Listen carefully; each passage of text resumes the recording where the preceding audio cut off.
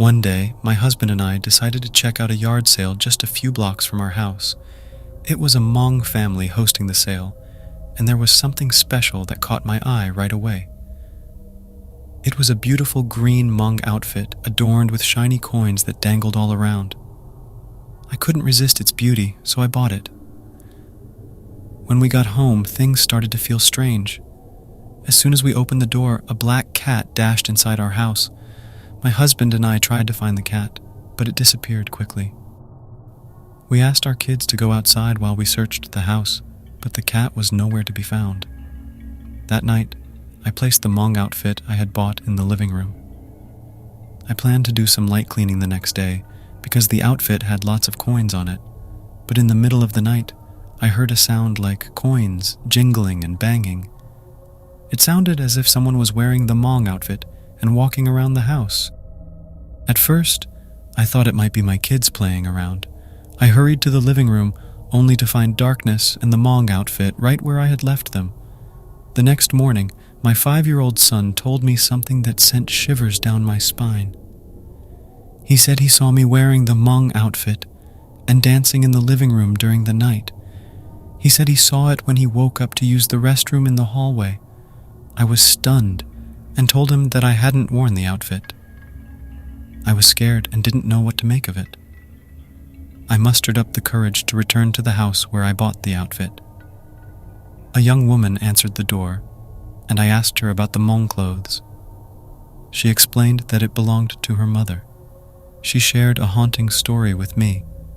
When her mother had passed away, they had initially tried to dress her in that very Hmong outfit. But somehow, it didn't fit, so they had to choose something else. The outfit, however, remained special to her mother, and she had asked her family to dress her in it when she passed away. Since it didn't work out, they decided to sell it at the yard sale. I realized that sometimes things have a deeper history than we know. This Hmong outfit held a connection to someone who had passed away, and its presence in our home had stirred something unusual. I learned a valuable lesson that day, to be cautious about buying used clothes, as you never know the stories they might carry with them. It still gives me the chills whenever I think about how the young woman said that they tried to dress her mother with the clothes I bought from them, but they didn't fit her.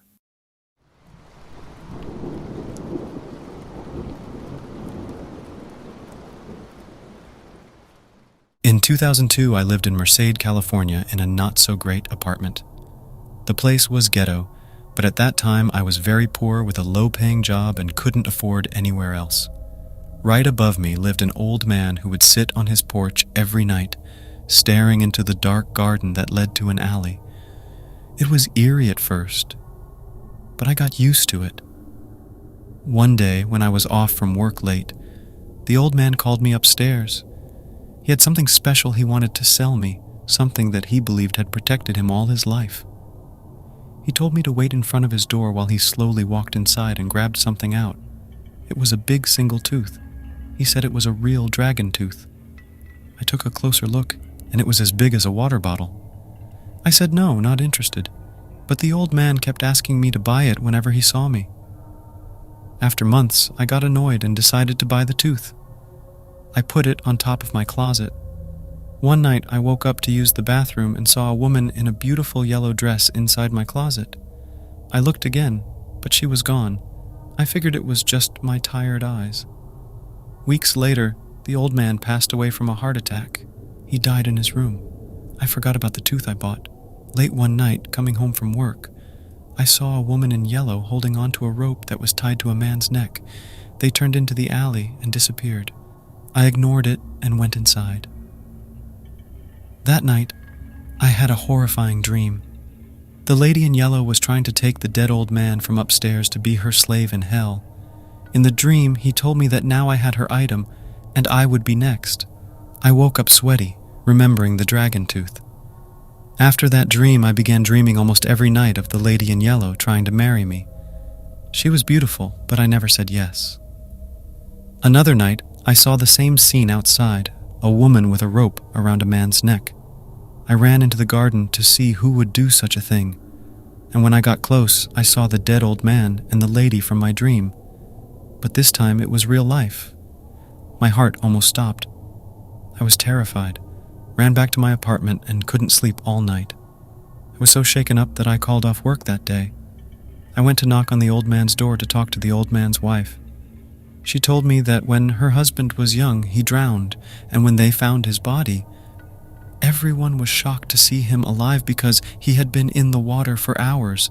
The weird thing is that when the people in the village got his body out of the water, there was a tooth inside his pocket. After that, he kept seeing a lady in yellow who had visited their bedroom for years, even though she became normal over time. So her husband has been keeping the tooth because it saved his life. The old man believes that the princess dragon saved his life and gave him the tooth. After hearing this, I was scared and didn't know what to do with the tooth. I called my dad and we got a shaman to perform a ritual. After that, the shaman told me to throw the tooth into a big lake nearby. I did as instructed, and the lady in yellow stopped appearing in my dreams. The lesson I learned was not to buy mysterious items from strangers. Lucky charms might turn out to be curses.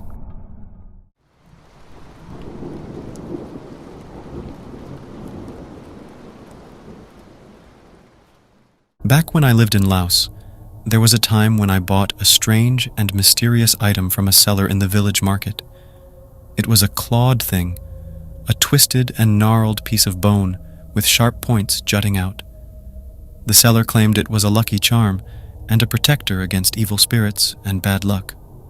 I was intrigued, so I bought it without thinking too much. At first, I hung the charm in my house, believing it would bring good fortune to my family. But soon, strange things started happening.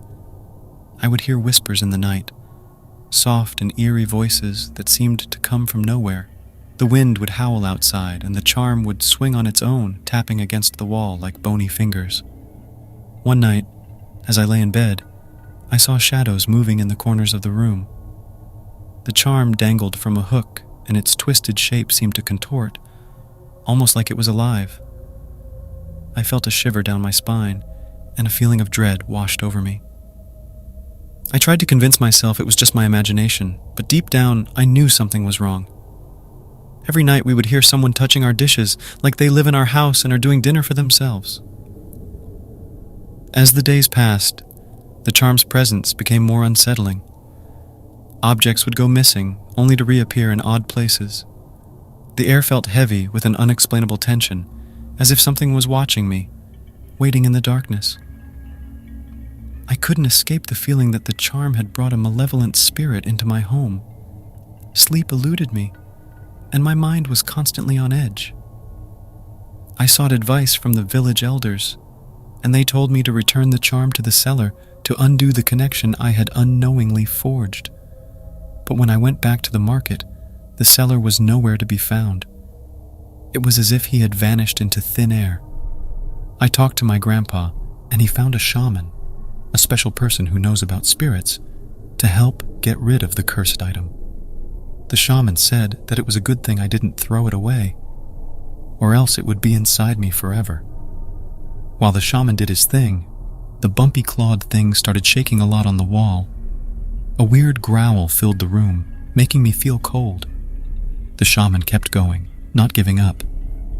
Finally, the shaman used powerful words to call the spirit that was connected to the cursed item.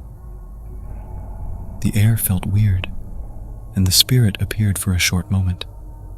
The shaman told the spirit to let go of the bumpy thing and go away.